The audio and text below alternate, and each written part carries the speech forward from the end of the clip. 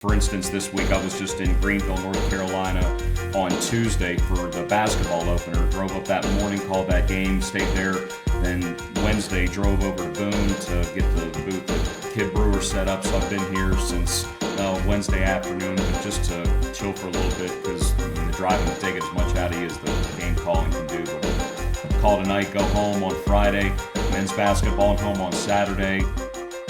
Welcome into the latest episode of the Sports Prod Pod. As usual, it's me, Nick Case, joined by a special guest this week. It is crossover season, so it seemed like the best time to finally bring on our first play-by-play person, our first radio person as well.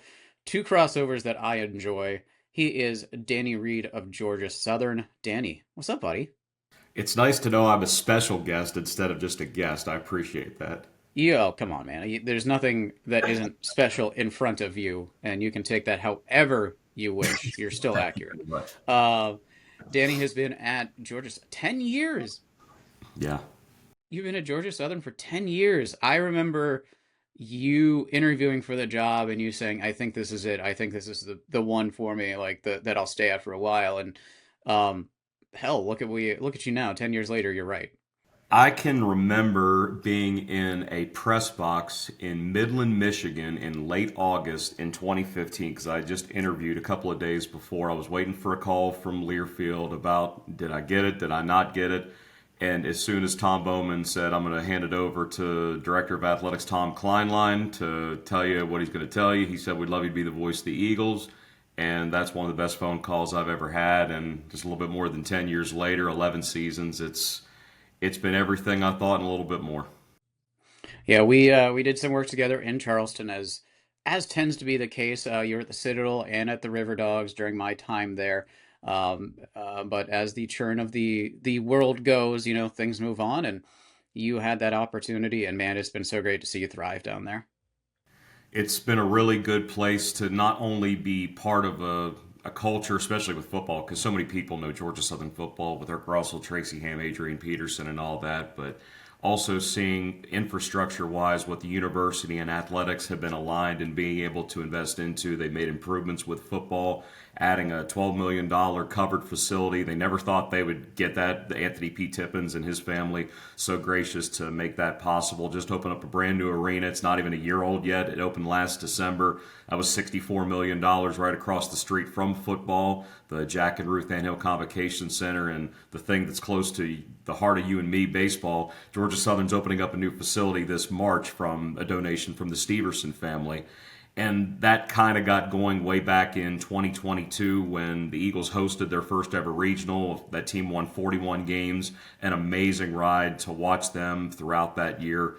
But 3 years later, almost 4 years later, that project is finally going to have its ribbon cut, and it's going to finish this slew of capital projects that has been part of this culture just continuing to improve. And to be in the middle of all that has been pretty special.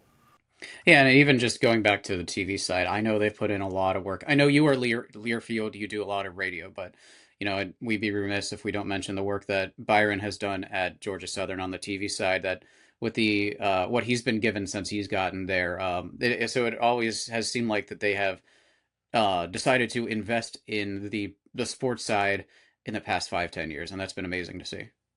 The phrase that people like to use with athletics in a university is that it's the front porch, and with the media deal that the conference has with ESPN, it runs for close to another decade. E plus is where everything goes now, so that becomes almost the stairs of the front porch, if you will, because it's what a lot of people see for those that are in Atlanta that can't make it down as much, or for people that are living all across the country, maybe even all over the world, that have this connection to Georgia Southern. This is the way they're keeping their connection through ESPN Plus, and of course we love when they listen to us on the Varsity Network app on the radio side as well. But we're trying to reach people that we can't see, but we know what they look like, if that makes sense. Yeah, and it makes total sense. It's something I discussed with Mark Bryant of the Big South briefly. I always approach my broadcasts as nobody's watching but the parents and my mom. But the truth is that there are sometimes tens, 20s, 30s, thousands of people watching, and I'm sure listening is just as impressive on your end. Um, But it's true. It's something I would say at Charleston Southern, and it applies to your side on the radio side. We are the biggest PR conduit for these smaller schools. Um, the Citadel just got on bad beats for their big comeback that I was a part of, ran graphics for it, I and saw. yeah, and you know what? That's probably the most national exposure people have gotten to the Citadel in a while. It was the same with Charleston Southern when they would make we made top 10 or come on man, and it's the same with you guys at Georgia Southern, whether radio or television side. It's a small enough school that you are probably the greatest PR that is out there that comes naturally. It's not forced like a banner or something in an airport when you land saying come to Georgia Southern. You are organic in the way you approach and appear. And something that football coach Clay Helton has said since he got here, it's honor tradition but fight for innovation. So understanding how special the story of Georgia Southern is, especially with football coming from nothing, having to resurrect the program after 4 decades. Those first practices with Irk Russell were on tennis courts. Their first games were at the Shamrock Bowl in Dublin, about an hour and a half away. They used Statesboro High School's field, Wommack Field, until Paulson got built in '84. But now you have the ability to combine what was possible then with what is possible now. And you still have to have the university and athletics and really the fan base and all of our gracious donors seeing and feeling things the same way. And the era that we're in, the portal, the NIL, there's still so much resistance because there's so much unknown. But if we can keep the student athlete and progress at the forefront, whatever we feel about how things are going, because change is inevitable, and if you don't change, you're going to get left behind. If you're doing it for the student athletes because of what you've already done, you may have to do it a little bit differently, but the heart of everything is just banding together to make it possible. While you're honoring your history, you're fighting with how it's going to work in the current day, and that's the only way you're going to figure out how good you can be. Yeah, and I think that's it's always great to look back at your history and as you said, starting from nothing back in 1984. So basically around the time we were both brought into this world to now when you guys have made a bowl game. I'm looking at this, what, at least 7 out of the last 10 years, something along those lines since you've been there. I think that's really impressive in a 40-year span to go from rebuilding, going FCS to being able to do that consistently. Well, some people will look at it and say, well, Georgia Southern hasn't won a conference championship since 2014, and there's buku bowls now, so all you have to do is win 6 games to get there. And look, think what you want to about that. That's another conversation. But this particular resurrection, going from one style where Georgia Southern has long been known, and in some ways is still known, smash mouth, option, under center football, and that's what worked for so long. They've tried to tweak it a couple of different times. It hadn't had success. But now with Coach Helton taking over what was a 3-win team in 2021, even Phil Steele, when he had his preview magazine in 2022, when the offense went from the option to the air raid, having to change defensively, having to change special teams, he didn't think much of Georgia Southern going into that 2022 season. And yes, at the end of it, it was still only 6 wins, but beating Nebraska, beating a top 25 James Madison, beating your arch rival in App State at home in double overtime to clinch a postseason spot, and then get to the first of what has now been 3 consecutive bowl games. That was a big deal. A year ago, getting 8 victories and coming within a whisker of going back to a conference title for the first time since that 2014 season. And yes, in some ways this year has been a step back, but while you're reading a book, you don't always enjoy what you're reading, but you still read it till the end. And whatever that last page is, I don't know how long this book is end up going to be, but unfortunately, this chapter right now is one you'd probably like to flip through a little bit more quickly because you want to get to the good part. But that's why we've got to do what we've got to do every day. We've got to be consistent because when it turns, you're going to appreciate being there when it wasn't great, because when it gets great, you can't just fire it up and say, oh, we were there the whole time. But you've actually got to be there the whole time to say that. Oh, and then just up the coast to coastal Carolina, where Suze would say this if he could, because he was here. Look at the turnaround that they've had from the start of the season to now. It's not too late, really, for anything. The Sun Belt has just become a league where James Madison has separated themselves a little bit, and it looks like they've got a legitimate shot to be in the college football playoff this year. But any given week in this league, And this is what a lot of Eagle fans have still had some difficulty trying to negotiate. Where in the Southern Conference days, you could walk out with your C plus, maybe your D minus game some days, and you would still knock the tar out of some teams in that league. It's just how it was. The game is not that way anymore. There's a lot more parity. Everybody has something that they do well, even if the record doesn't say that.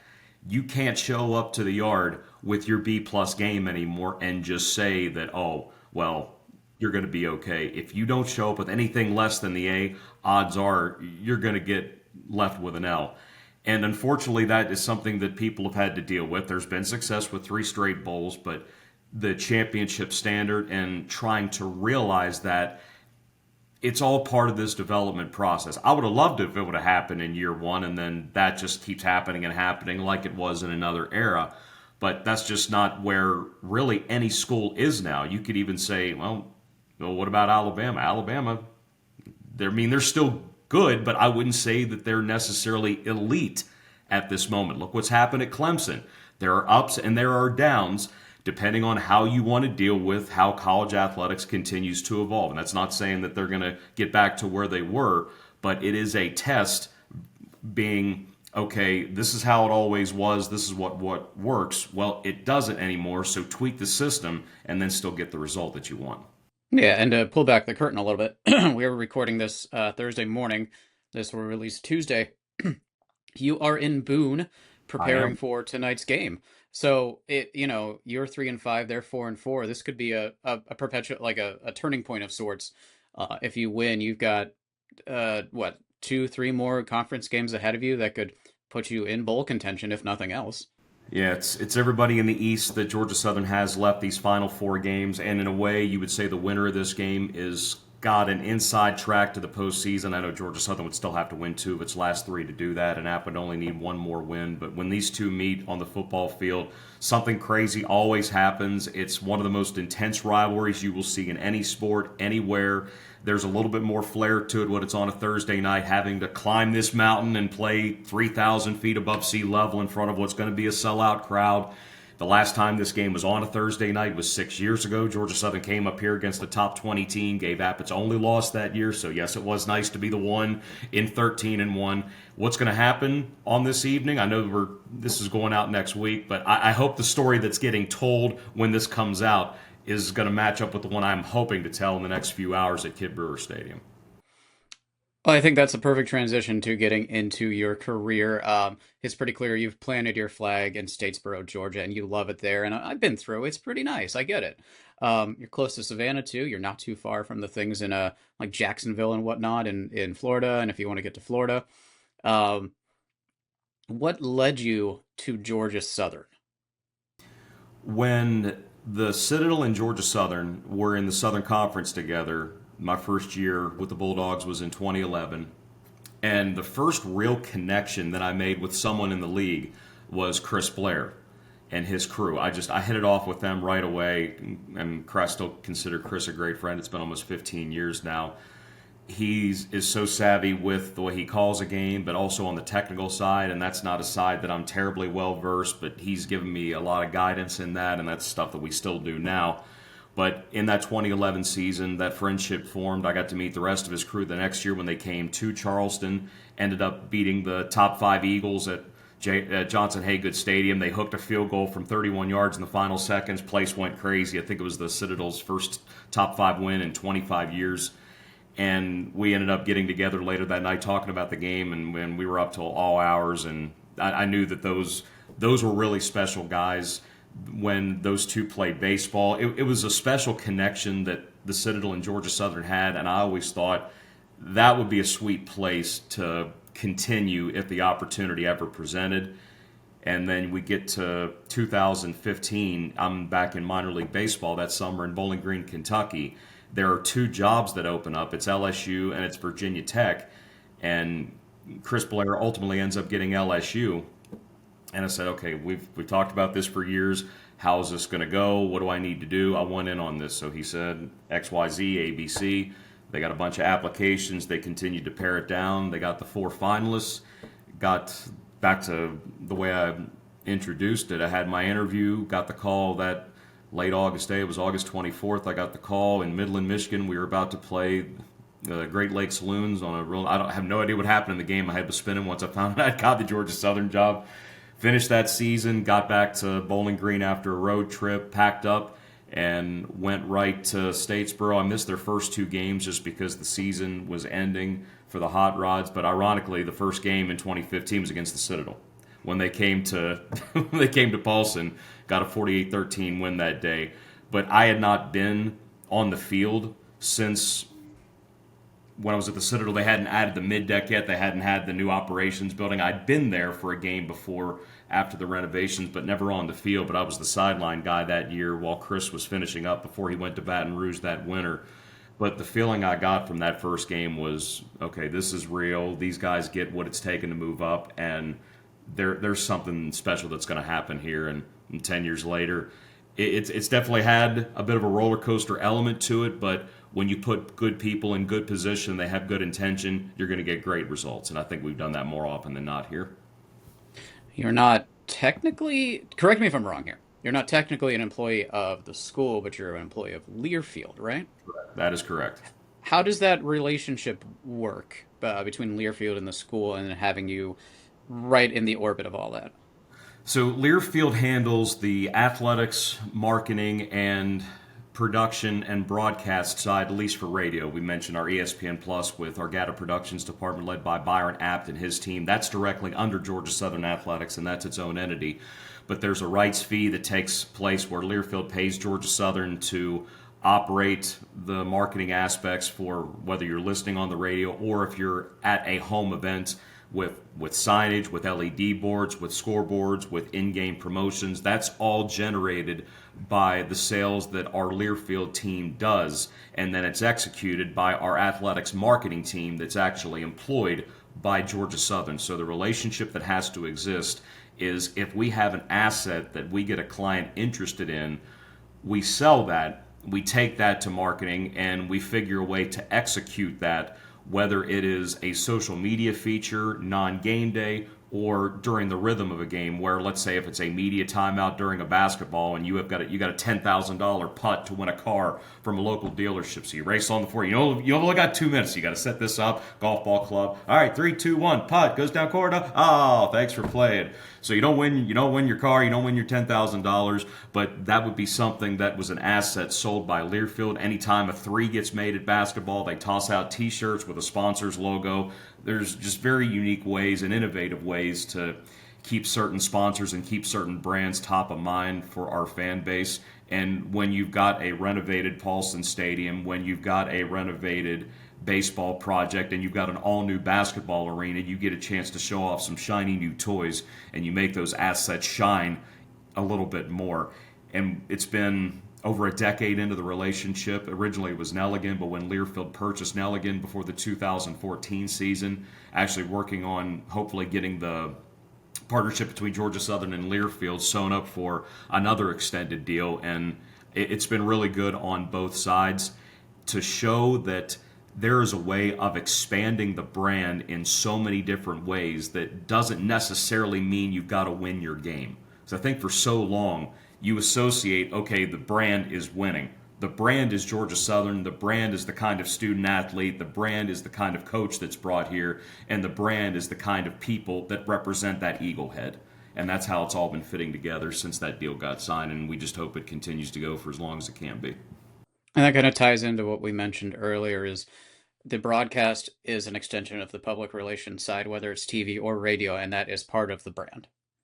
Yeah, it's not always a good story to tell, especially if you're losing, but it is something, it's like sawing wood. You've got to be consistent because we've got live reads, we've got commercials that need to play, we have coach interviews that are tagged, we have post-game interviews, we have halftime shows, we have things that need to happen every game because they have been sold, because we have long-time partnerships, and that doesn't matter if Georgia Southern is up by 50 or hopefully not, but down by 50. There are still things that need to get done. The tone may not be the same, but those are things that need to be satisfied because it is a business, it is a partnership, and it needs to remain fruitful on both sides, regardless of what is going on that field or on that court. Now, it looks great when you can say I'm tied into a team that's been to 3 straight bowl games. You're trying to win a conference championship, sure, but it's as much of a relationship business as it is a winning business, and that is what sustains long term. When the winning stops, you still have to know that a handshake and a hug means something, and that's what Georgia Southern is really valued. I do like that you just assume the guy is not making the putt from down the court. I've never seen it. I've seen it once, but it's like on a replay on SportsCenter or something. Because yeah, it just doesn't happen. But it.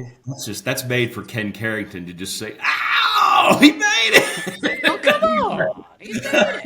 Yeah, yeah. Oh Ken, that's a. Maybe we'll get him on one day so you guys can experience the Ken Carrington effect because Oh, that's a thing right there. you won't have enough for one show. Way too many stories from him. Uh-huh. He's the eclectic guy that has done a lot for the River Dogs and around Charleston over the years. And my favorite is still him going around and dressing up as a Ninja Turtle when the first movie came out and doing promotions at TV stations. Yep. Yeah. And his three lines on One Tree Hill. Those are two highlights for me. Um, but anyway, well, I digress. You mentioned three straight bowl games. I said seven in your 10 years there. You've got three rings. I don't know that feeling, man. What's that feeling like?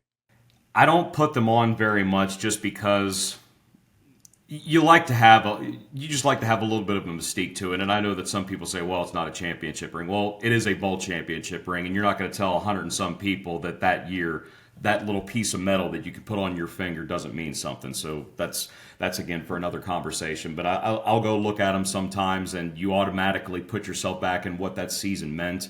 The one from 2020, the COVID year, where some teams didn't even play, and somehow Georgia Southern ends up getting 13 games in. They go to New Orleans with 3,000 people in a 90,000 seat stadium and beat the tar out of Louisiana Tech to win that one. In 2015, the first ever bowl appearance in Mobile, the GoDaddy Bowl. It's not called that anymore, but watching the Eagles dominate Bowling Green after halftime and the feeling of that victory, watching the people that were in attendance celebrate, people that have been involved in the program for 4 decades just weeping because they didn't know that something like that could feel better than a national championship because it hadn't been there for a while. But the 2018 game for me personally, the walk-off field goal for Tyler Bass to beat Eastern Michigan at the Camellia Bowl in Montgomery. The year before, it was 2-10. Things were really bad in a lot of different ways. And then that off season, 4 different former football players had passed away, including Edwin Jackson. That was the drunk driving incident on Super Bowl Sunday. I mean, he was a walk-on linebacker for Georgia Southern, ended up making waves in the NFL, became a starter, played with the Colts, and lost his life tragically in that February day of 2018. And that bowl win, a 10th win on that field goal, tears everywhere, hugs everywhere, just to see what that one moment and that one ring means to people now and always will mean to people, regardless of how good things are or how bad things are. You'll always look at those memories. Just like the guys that won the national championships, they'll be able to say, man, this just takes me back what we went through, all those practices, all those road trips, constant hitting, constant studying, just to know that you beat everybody and you were the best team. It's just very, very special. Yeah, and I kind of view it the same as a conference title ring. Like, great, you didn't win the overall championship, but you won an important championship. You won an important bowl game. It's still something worth remembering. Like you may win the Big South championship, but you're not going to win if you're in the basketball. You're not going to go to the Final Four or anything like that. So you got your ring. You won your championship, and I think it's something similar in that sense. And you may not have won the big thing, but you have made it a notable something notable.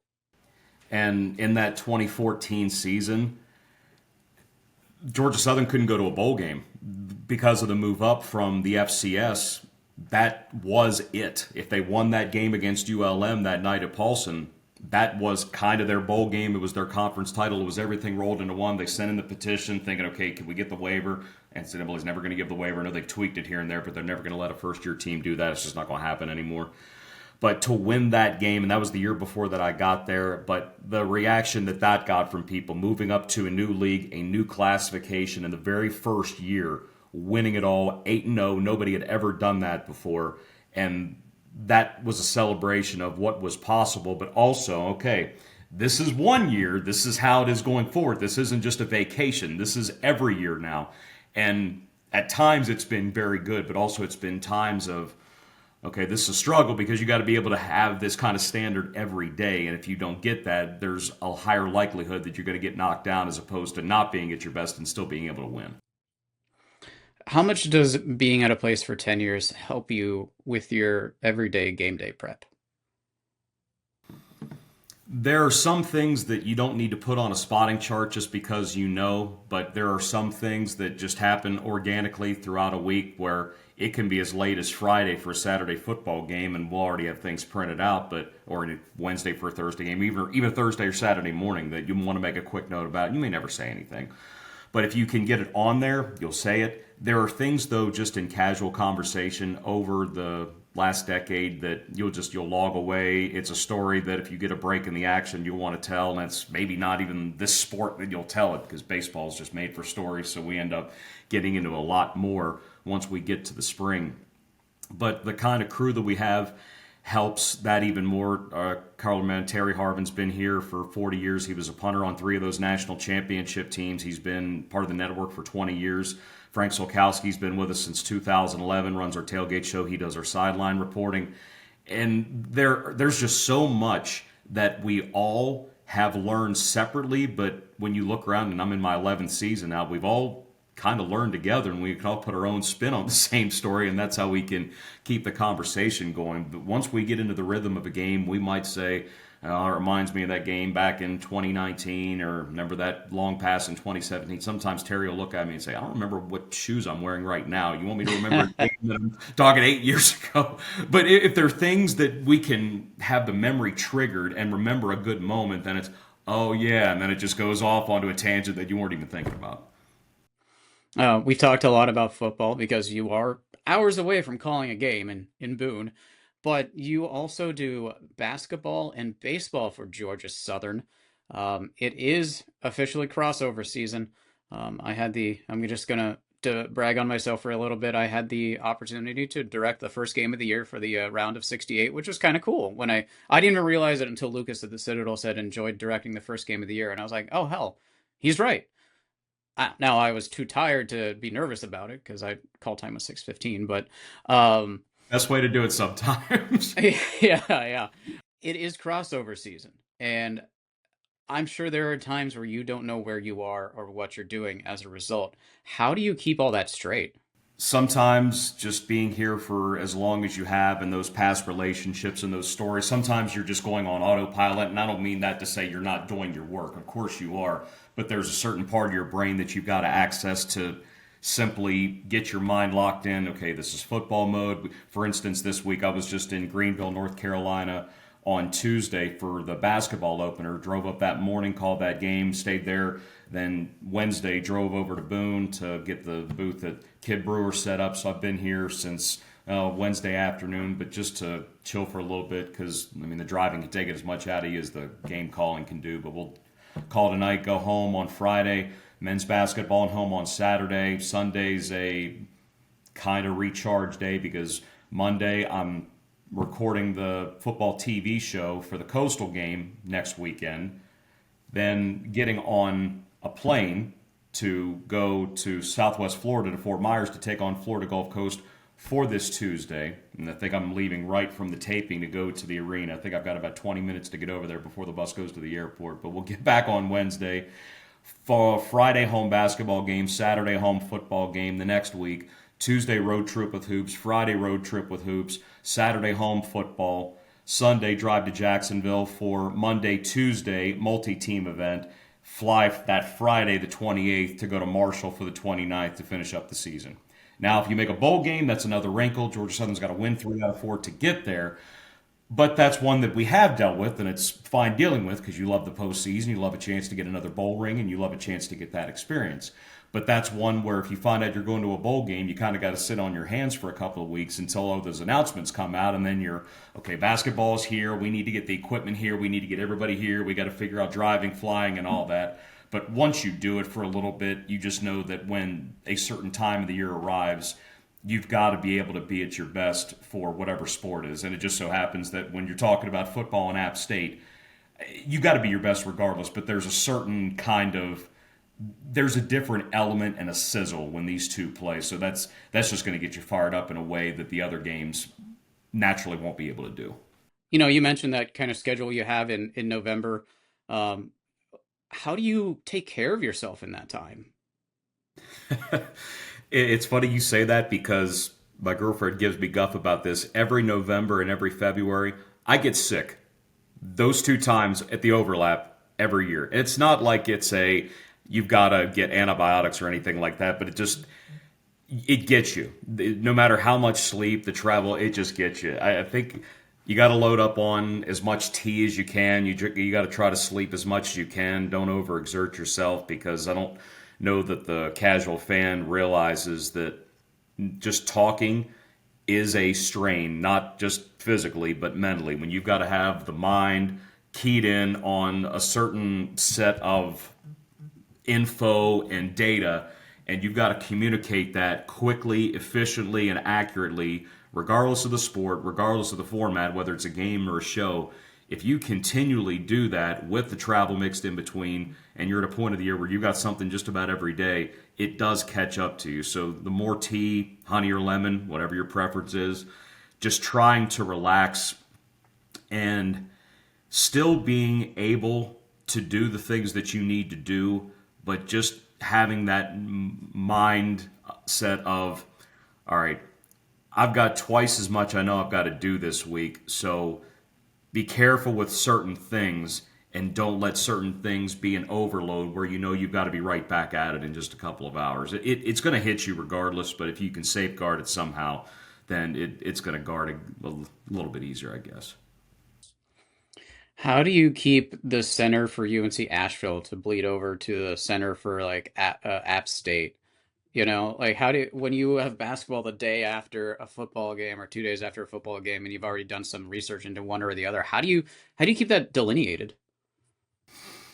It's tougher if you've got a lot of common names and you think, wait a minute, that was Thursday, that's not Saturday. So it's almost like a player or a coach, and I know that that's cliche, but you kind of got to flush it. In the case of App State, if that's a big win, fans don't want to flush it. They want to remember it. They want to hear the highlights. They want to talk about it. It's a big deal. But in the case of doing what we do, we can enjoy it in our own way, but realizing that the kind of time that we're in the season that we're in, got to get back to Statesboro safely, got to get ready for basketball, the sport that is going. And then on Sunday, the women's basketball team hosted LSU. LSU coming to Statesboro, a top five team, sellout crowd. The Hill has never had that. Flau'jae Johnson's local product out of Savannah, so this is something that's been in the works for a while. And awesome thing that Kim Mulkey agreed to do this and bring her team to take on the Eagles. But yeah, there's definitely all right, you want to give this its proper due, but understand that as good as it was, it's as the players always see, next play, next play. For us, it's next game, next game. And even going back to some of those bowl wins, because you're right in the middle of basketball season, you can enjoy making history, but then when the sun comes up the next day, you're probably going to have to get right back into your other sport. So you can enjoy it, but you got to pick and choose how you enjoy it. It's that feeling that I hear from players that win championships of they enjoy it for the day and then it becomes okay, now what? Yeah. You've ascended that ladder and you've reached that goal and it doesn't end like a movie. There's a next day and a next day and a next day. So how do you approach that? And that's why I wonder if some of these movies where championships get won or big games get won don't end with the celebration or the tearing the goalpost down or cut the nets or whatever, but make the final scene the athlete getting out of bed the next morning to do the next thing. Because that's the real part of this. We're all driving to have as much success as we can in our sport, in our profession, our vocation, whatever. But there always is a next thing. Honor and appreciate what you have done, but don't spend a lot of time looking at dusty pictures on shelves. Have the mindset have the mindset of creating more of those pictures, so you have to buy more shelves. More shelves, more frames, right? Right? It might get heavy after a while, might need new beams or new studs or whatever, but don't get caught about what was. You've got to continue to be what is, what can be, and what hopefully will be. You're pretty happy at Georgia Southern, and I know, like I know for sure, based on knowing you for gosh, quite a while at this point. You're not Coming looking to up on move on. 15. Yeah, jeez. Anyway, I know you're not trying to leave Georgia Southern and Statesboro. I know you are genuinely happy there, but what is left on your resume? What haven't you done that you are really trying to tick off? Well, the one thing that was awesome last spring, and this was a phone call that happened randomly on the side when I don't have games on certain Saturdays. I've been able to be on the Westwood One cruise doing stats and helping produce and doing some sideline stuff. And I've done that for 11 years or so. Not very much, but a game here, a game there. If there's a college game, we don't have one on a weekend, or an NFL game you can go do. I was really enjoyed. I love how they operate, but the new executive producer got in touch with me last spring and said, "Hey, you interested in doing the Conference USA Men's Basketball Championship and the Women's Sweet 16 and Elite 8 this year?" And I said, "Come again?" I mean, I dangled that carrot saying, "Hey, if there's ever any chance for an on-air, if you would be willing to listen, tell me what I need to work on, and if it got to a point where I could meet what you want, if I could do that." And he just said, "I've listened to you enough. Instead of just dilly-dallying with this, I want to give you a shot. I want to see what happens." Got to do that for national in March. So I think it was March 15th. I was in Huntsville to do the Conference USA Men's Championship. Liberty beat Jacksonville State, and that was the game that got delayed by an hour because there was a leak in the roof. And I'm thinking, this took first national game. There's a leak in the roof. It's getting on the floor. Teams were on the court ready to tip, but they had to stop the game because the Jacksonville State coach, Ray Harper, got on the floor and realized there's water next to my bench. And I don't think there's supposed to be a puddle where the logo is on the floor. So they end up mopping that up. And then in the rafters, they had to get this 100-gallon trash can and they had to tie up these tarps to direct the water to get into the trash can so it wouldn't get on the floor. And this took an hour. And the producer knew that I had not done a national game. The color man knew. So they were just laughing. They just killed it. Just couldn't hold it in long enough. But we were able to tell some stories, and the color guy had that night, Kyle Macy, had played in a couple of those situations where you get in arena delays, and he mentioned the Boston Garden where they were famous for having the floor with the dents in it. So you have to go out with the dead spot. So during the game, you don't want to dribble there because all of a sudden you trip over your own feet, you turn it over, you might lose the game. I knew that he had played on the Bulls right around the start of Michael Jordan's career, and I'm thinking, do I take a shot and try to talk about when he scored 63 in that playoff game? So I said, well, I mean, you played with Michael, so what was it like the Boston Garden when it actually happened? He said, well, I always say that Michael and I accounted for 70 points that night. He had 63. That kind of loosened it up a little bit, and we ended up starting not too long after, got the game in, and then the women's experience was awesome with Duke, North Carolina, South Carolina, and Maryland being part of that for 3 days. It was definitely a career milestone, but then it's like we just talked about. You celebrate the fact that it happened, but you still, okay, what else can I do? Is that going to be it? Is there going to be a chance to expand this? Is this going to happen every year? So in one way, you'd like for those to continue to present themselves, because that's always been my goal. I've always wanted to get national, be a part of an NFL crew, Major League Baseball, or a power conference school. Not that I don't thoroughly enjoy and love what I'm doing at Georgia Southern. There's been a lot to be said for being here, but I have always had that dream of, I know I can do this. It's just getting the opportunity to do it, and that was a little sprinkle of what could hopefully still be out there. Yeah, and you say that, and it's something that I've always felt. Like I was happy at Charleston Southern, and I'm happy doing the things I'm doing, but I have this feeling that I can do more. Like doing the South Carolina Oklahoma game and doing well at it kind of was that it's that same thing of like, hey, I do belong here. I can do this. And it's a really cool feeling to have that opportunity and kind of confirm what you know, and then it it give you that opportunity then to keep chasing it because you know you belong there. You always want to feel like what you're doing has not just a bigger purpose, but that stage. What is that stage? And perspective, of course, matters because for some that have a career doing high school football, that's their Super Bowl. And I completely admire that because I know a lot of people that are fantastic high school football announcers. They do it on the side, they have other careers. That's what they want. They value the opportunities that they've been given and they crush it. In the case of my own career, slow steps, slow progress, establishing something in Statesboro, but knowing that someone else saw in you what you always thought you had. And then hopefully someone else hears it and someone else hears it. And you never know what's going to happen or where it's going to go from there. And if that happens to be the only one, I can still say that I've done something that very few people have ever done. And I can still say that I've got a passionate fan base at Georgia Southern that will listen as long as they're able to listen. There will be championships won in the future, and however this story continues to go, it's going to continue to go. But whatever is out there in the future, I'll be ready for it.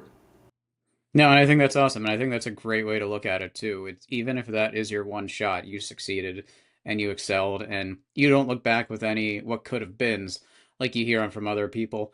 Now, obviously, I hope there's more for both of us in that realm. But I also know that you are like excessively happy with what you have at Statesboro. And I also think that it's kind of that beautiful story of somebody that goes to that small college town and just falls in love and is perfectly content to make their life there. And I think there's something to be said about that, and that's awesome. It's a place where everybody knows you, you know everybody, and you feel like you're not, hey, buddy, you're, hey, Danny. Everybody knows. It's a little bit of cheers. A little when Norm walked in, everybody, Norm. When you walk in somewhere, it kind of feels like that. It's a town of right around 25,000 people, but you feel like you know everybody. The odds are you're seeing everybody at a home football game because the town is so invested in the school and the school is invested in the town. Yes, we're in an era where the Georgia Bulldogs are national championship contenders and South Carolina is exploding and Clemson's exploding and Georgia Tech is maybe going to a college football playoff this year for the first time. But knowing that this little pocket of Southeast Georgia can be a monster and people appreciate that, you've got that internal drive to want to tell that story the best that you can because it's a story that's still happening. It's been a great one to tell over the in some ways, the university's 100 years old. In some ways, football's 40 years old. You've got great tradition with basketball, with baseball, golf. Women's rifle is got the potential to be a number one team in the country. So there's a lot to share with people. And in some ways, maybe people don't know all of the other successes because they only associate it with maybe what happens in football, basketball, baseball. But there's a lot to talk about. And we just hope that if you're listening, you appreciate it and don't be scared to tell us that you listen because knowing who's taking in the story and enjoying the story makes it all the more meaningful. Yeah, you bring up baseball, and we didn't even touch on the baseball success since you've been there hosting a regional in 2022. That's something to be said for that. For a mid-major or a group of school to do that, be one of 16 national seeds, we had a feeling that there was going to be an NCAA tournament. They made the conference championship game, and most of the time it was having to win that just to get into the large field, but felt pretty good. The RPI was great all year long. Lost the championship game, but we're on our way back to Statesboro, and they were announcing the national seeds that night, and of course they were doing it alphabetically, so Georgia Southern in Statesboro was the 16th of the 16 to get in. Once that came out, there was just this, oh my God, Georgia Southern is going to host a regional in less than a week. So let's get to work. Let's get J.I. Clemens looking right. Let's get everything looking as good as it can. The NCAA's coming in. They run thing, even though it's the Statesboro Regional. It's the NCAA show. The moments there, having a four-hit shutout from Georgia Southern's Ty Fisher to beat UNCG after a game that got delayed from the previous night because of bad weather. 3,000 people were there at 10 a.m. on a Saturday to watch that. Came back later that night. Led Notre Dame in the sixth inning, 4-2. That's a Notre Dame team that ultimately won the regional, went to Knoxville, beat that juggernaut of a Tennessee team, and then went to Omaha. They had a great pitching staff, and they were really skilled defensively. Unfortunately for Georgia Southern, it ended that next day against Texas Tech. But being a part of that, hosting that, you'll never forget that, and you will always appreciate not just what the program could do, but the kind of stage that they allowed themselves to have success on. He is Danny Reed, Director of Broadcasting at Georgia Southern. If you don't realize he loves that place by now, I really don't know what to tell you. But Danny, thank you so much for spending some time with us on a busy morning. I really appreciate it. My pleasure, bud. Anytime. Hey, man. Also, great to see you. You too. For Nick Case, the boys, Alex and Dennis, crossover season coming to an end hopefully soon. Hopefully they'll be back soon. In the meantime, that's it for this episode of the Sports Prod Pod. Good night, Satellite.